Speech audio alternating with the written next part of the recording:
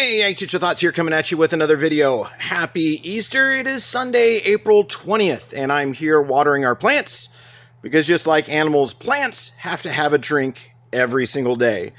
So I was up here earlier this morning, got the greenhouse opened up, and I've got about a third of the greenhouse watered so far.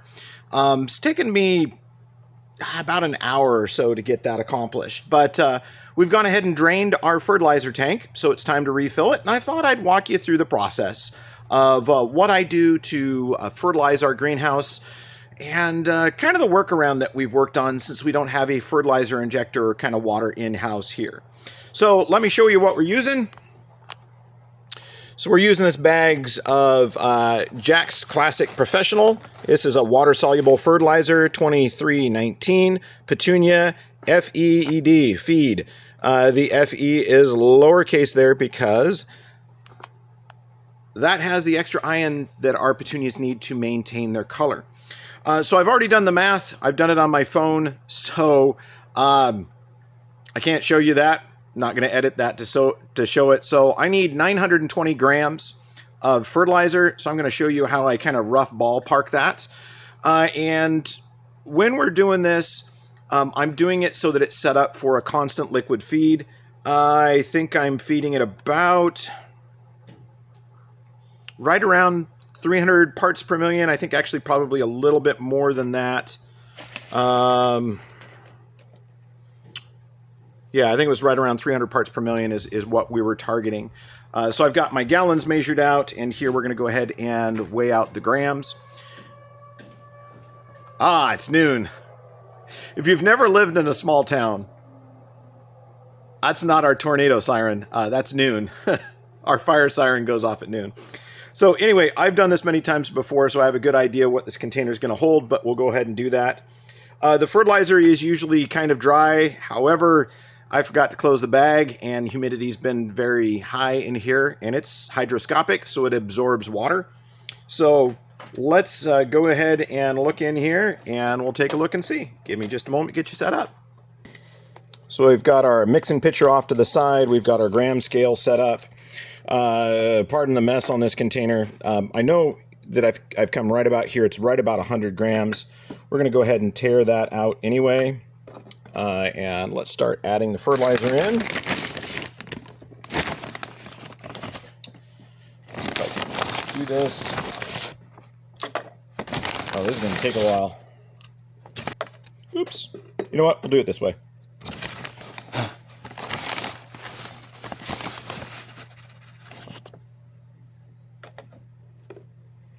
There you go. 98.6 grams. So if we are just a little bit below that rim, that is 100 grams, and we need 920 grams. So what I'm going to do is I'm just going to calculate this out. So that's number one. I'll let you see it go up.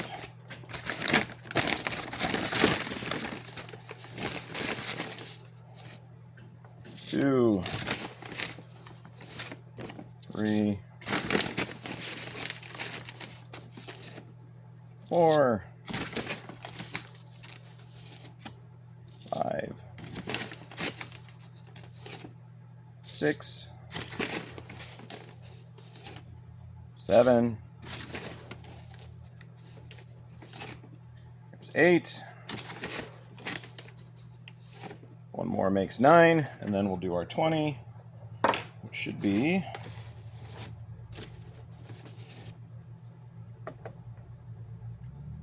23.8. Take out a little bit. 22.1, 20.6, that's close enough. There's our 920 grams of fertilizer. So we'll go ahead and take this back to the tank.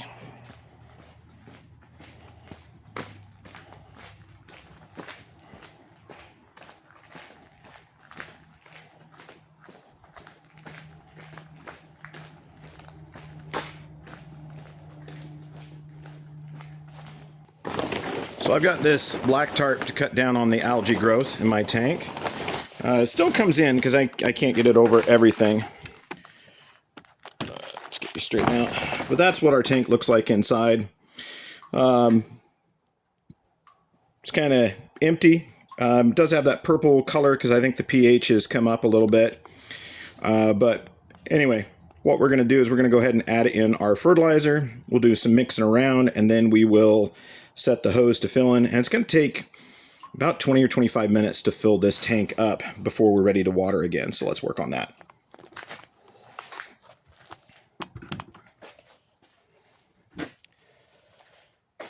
All right, so I like to add a little water to my container and make a little bit of a slurry. So I'm going to do that just grabbing that off of my pump. I'll just kind of open this valve up, turn my pump on.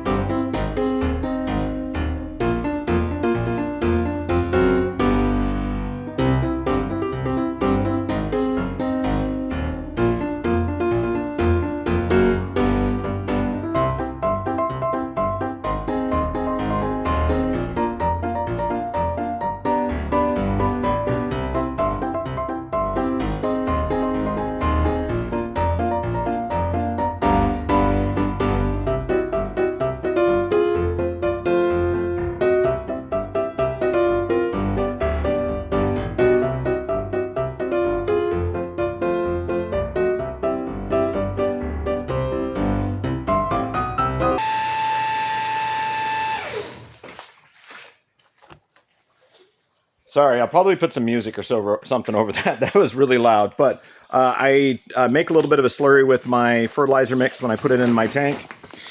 And before you could see the bottom. Now with all the dye, you can't. So this is kind of a concentrate here. Don't worry. I mean, we can stir our fertilizer mix here. But in reality, once we turn on our fill hose, it's going to mix up this fertilizer. And the Jax Professional is really well formulated to dissolve in water. Hot water, cold water, doesn't matter, it dissolves. So as this hose starts to fill, so this is our fill hose here, as that starts to do that, it creates a vortex in the tank and does a really good job mixing it up. So let's go connect that hose and I'll show you how that goes. That's where our hose goes in. And we're going to follow this all the way back to our building. We can cut off here.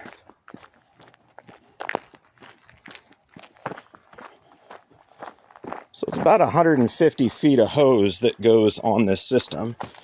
And I disconnect it after every fill, so I don't get any backflow. It's not going back into the building system. You know, it's hard to put these on by hand with one hand. There we go.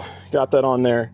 But yeah, this gets disconnected, and I make sure that there's also an air gap on the other side of the tank so that there's no chance that it's going to siphon back and go into our municipal system. So as soon as I turn it off, I undo the hose, and we're not having any transfer back into this. So let's go ahead and turn that on.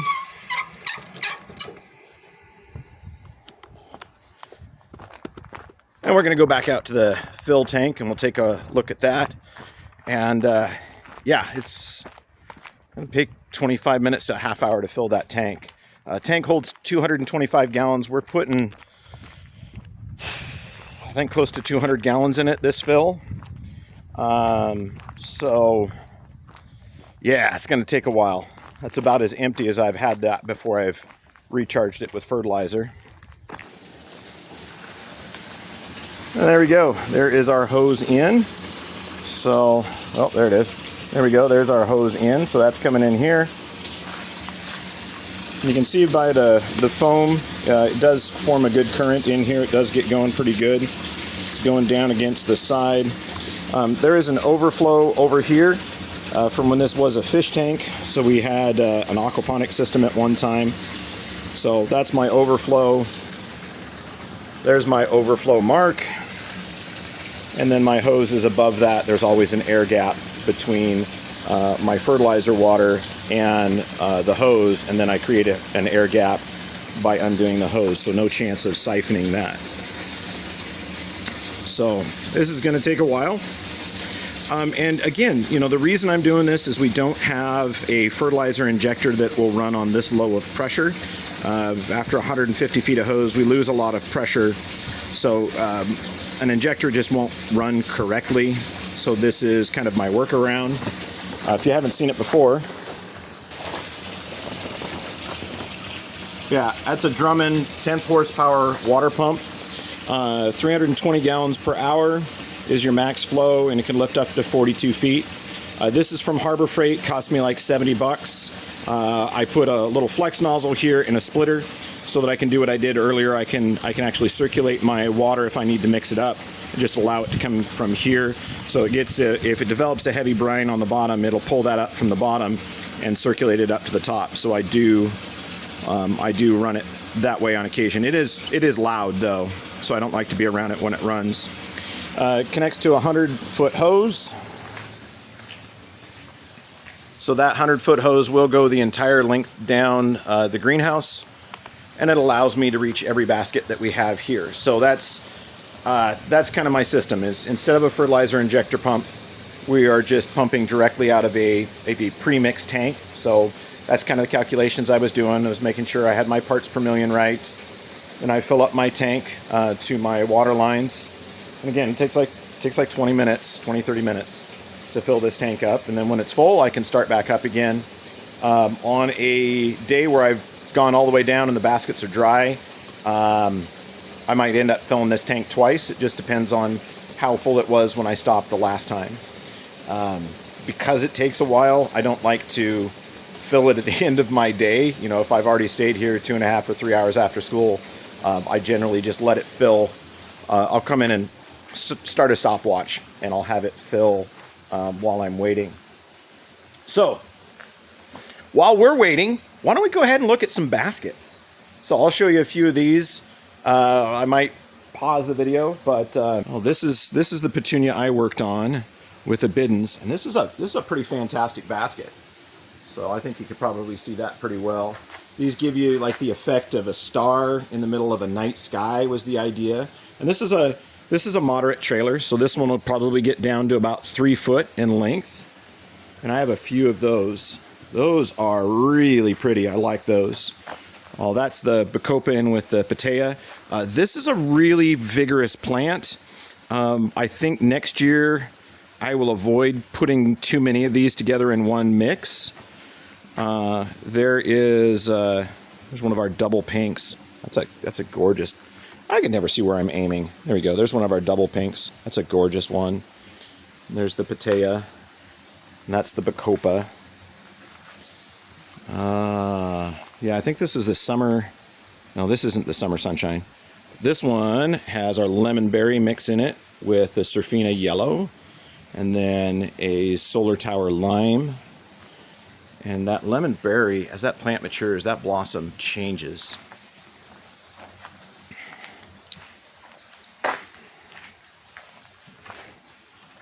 Yeah, here's another one here where those have opened a little bit more. This is going to be more of a horizontal basket. It's not trailing the way I like, but I do like the mix. And I've got a few of those. So there's 1, 2, 3, 4, 5, 6, 7, 8 of those just right here. So that's a pretty good, decent mix. Talking about petunias I'm not going to grow this year. This is Surfina Sky Blue. I really don't care for it. It doesn't branch well. Just hard to get it to make a good basket. This is one I'm definitely not growing next year. This one, this is our raspberry cheesecake. This is by far the favorite petunia of the year. People are kind of fighting over that. Unfortunately, I was only able to get 50 plugs into that. So if I put 2 in a basket, it means there's only 25 baskets with this.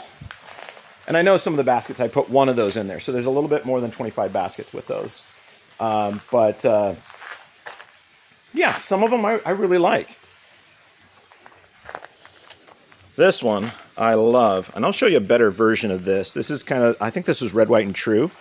is what I call it. So it's got my purple in here. It's got this 5-petaled star in there. Mimics the white star on a flag. A little bit of fireworks.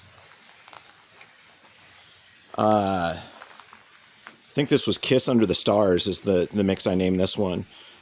That has red Kiss in it, and Biddens, and my purple. And that makes a fantastic basket. I like that one a lot.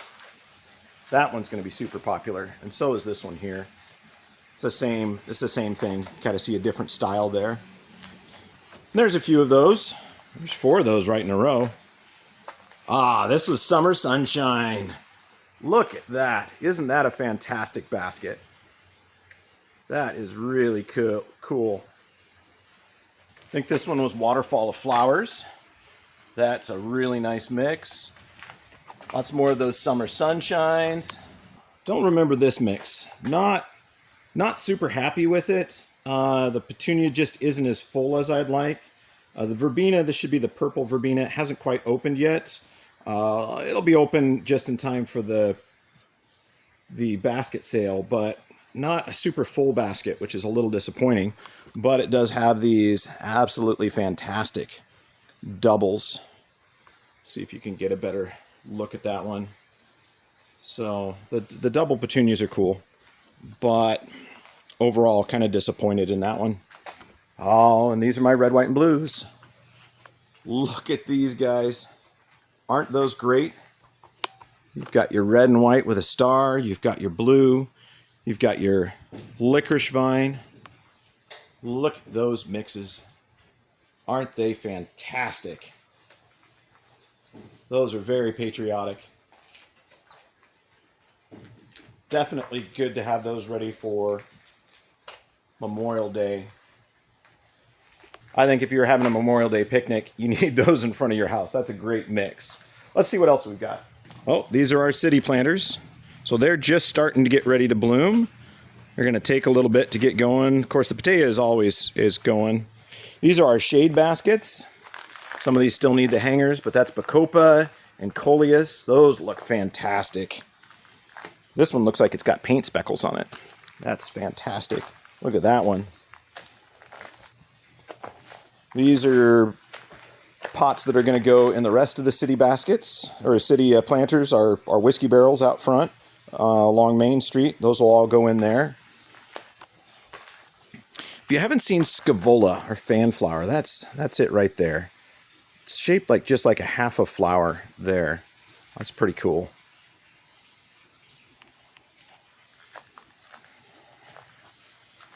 Another nice mix there. This is just fabulous. Look at that basket. Look at that. That is a really nice mix. I think this is Waterfall of Flowers again. Definitely looks like a waterfall. And here's a little bit different take. Blue vein and pink vein together. And then the double vogue vein. And a black licorice vine. Nice Bacopa here. This one turned okay. Yeah, look at that double pink, the double vogue pink.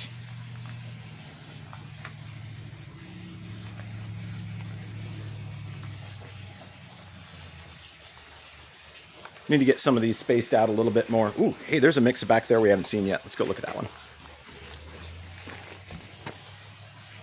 There you go. Calabricoa Indian Sunshine, Patea, some Biddens, Scavola or Fanflower, and then my purple. Those are doing really well. Those are nice.